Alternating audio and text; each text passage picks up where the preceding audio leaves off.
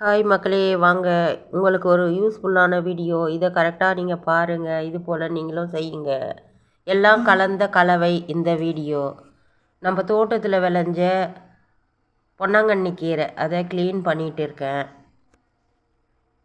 ஒரு பக்கம் லைவ் போயிட்டுருக்கு. சரி, வீடியோ எடுக்க முடியாது, என்ன பண்ணுறதுன்னா இன்னொரு செல் வச்சு நான் வீடியோ எடுத்தேன். அதில் எடுத்துகிட்டே இருக்கேன் பாருங்கள் நீங்களே. அப்புறமா இந்த கீரையெல்லாம் நம்ம தோட்டத்து கீரை, ஆர்கானிக்காக வளர்த்த கீரை இது. இது ஒரு இன்னும் இருக்குது. இது கொஞ்சம்தான். அந்த பாட்டிலேருந்து எடுத்து அந்த வெள்ளிக்கிழங்கு வீடியோ போட்டோம் பாருங்கள், அதுலேருந்து வந்தது இது. நம்ம தேவைக்கு சரியாக போச்சு. இதை எடுத்து க்ளீன் பண்ணி முட்டை போட்டு பொரியல் பண்ணலான்னு எடுத்து ரெடி பண்ணி வச்சுருக்கேன் ஃப்ரெண்ட்ஸ். இப்போ இனிமேல் அடுத்த வேலையை செய்யலாம் வாங்க. எங்கள் வீட்டு சமையல் என்னென்ன இன்றைக்கின்றதை பார்த்துக்குங்க. கலந்து தான் வரும், ஒரே இதுவாக போடலை பாருங்கள். இதில் காஞ்ச மிளகா, பூண்டு இதெல்லாம் போட்டு நான் அதை பொரியல் பண்ணுறதுக்கு எடுத்து வச்சிட்டேன். இது புளிக்குழம்பு ஃப்ரெண்ட்ஸ். பூண்டு, வெங்காயம் ஒன்று போட மாட்டேன். பச்சை மிளகா, காஞ்ச மிளகா,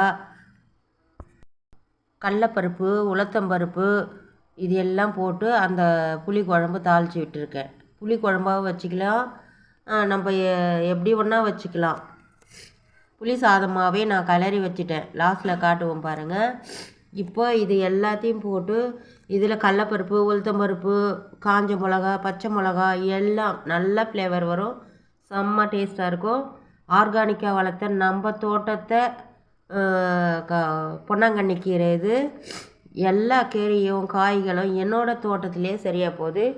நமக்கு வேறு காய் எதனா வேணும்னா தான் வாங்கணும்.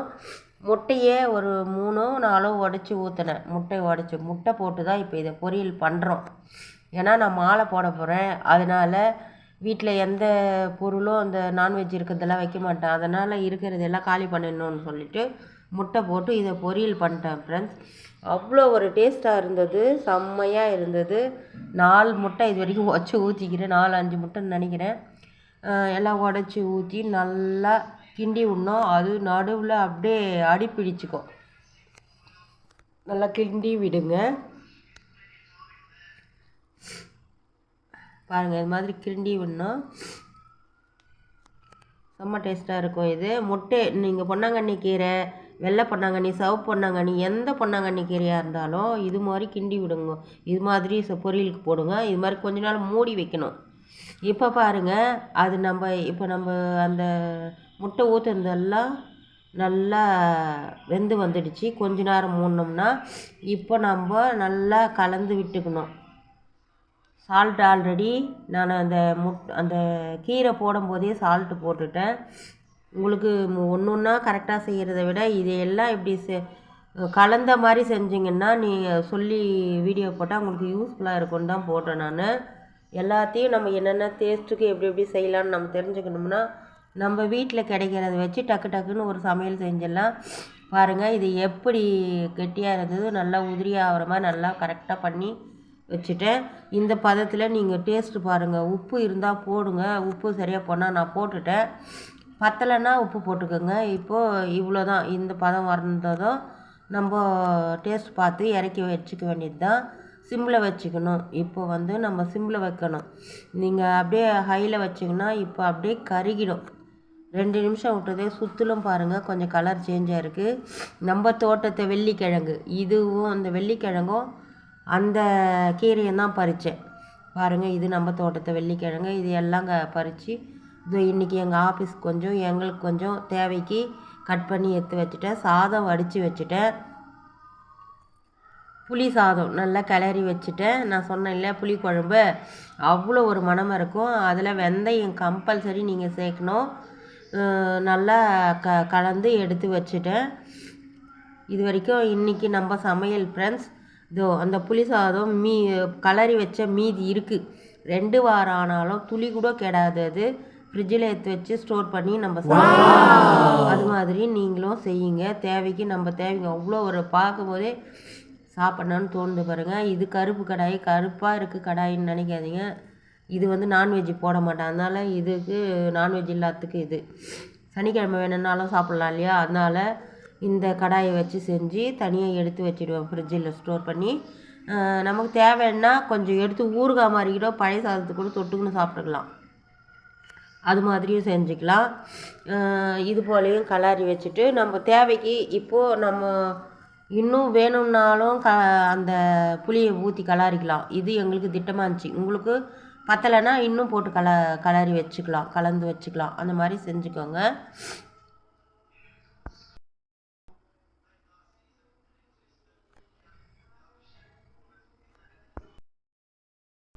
இது எல்லாம் செய்கிறதுக்கு 4 மணிக்கு எழுந்துக்கினேன் ஃப்ரெண்ட்ஸ்.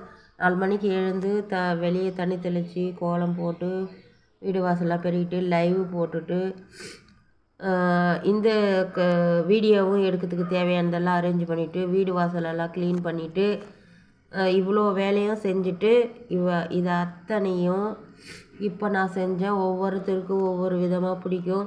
அதனால் இதை அத்தனையும் செஞ்சேன் ஃப்ரெண்ட்ஸ். தொட்டுக்கிறதுக்கு தேவை, அதுக்கு என்ன பண்ணுறது?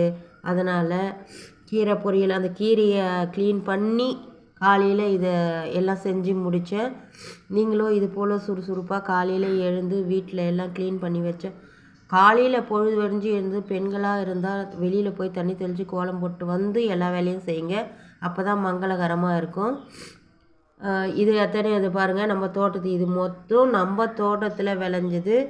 ப்ளஸ் அவ்வளோ டேஸ்ட்டாக இருந்தது இந்த வெள்ளிக்கிழங்கு. உங்கள் வீட்டில் சிம்பிளாக ஒரு செடி வையுங்க. இந்த மாதிரி வராதுன்னு நினச்சேன், அவ்வளோ நல்லா வந்துச்சு ஃப்ரெண்ட்ஸ். அவ்வளோ டேஸ்ட்டாகவும் இருக்குது. நானும் சாப்பிட்டேன், எல்லாருக்கும் கொடுத்தேன். இன்னும் 1 கிலோ இருக்குது அந்த வெள்ளிக்கிழங்கு. 1 கிலோ மட்டும்தான் போட்டு செஞ்சேன். அவ்வளோ டேஸ்ட்டாக இருந்தது. இது பல பிரச்சனையே எனக்கு குணமாக்குதான். கேன்சர் வர்றது, கேன்சர் இருக்கிறவங்களுக்கெல்லாம் கூட இந்த வெள்ளிக்கிழங்கு சாப்பிட்டா நல்லதான். எங்கள் வீட்டு சமையல் ஃப்ரெண்ட்ஸ், இது மொத்தம் எங்கள் வீட்டு சமையல். எப்படி இருக்குன்னு பார்த்து கமெண்ட் பண்ணுங்கள், லைக் பண்ணுங்கள், ஷேர் பண்ணுங்கள். ஃப்ரெண்ட்ஸ் அண்ட் ஃபேமிலிக்கு என்னோடய வீடியோவை ஷேர் பண்ணுங்கள்.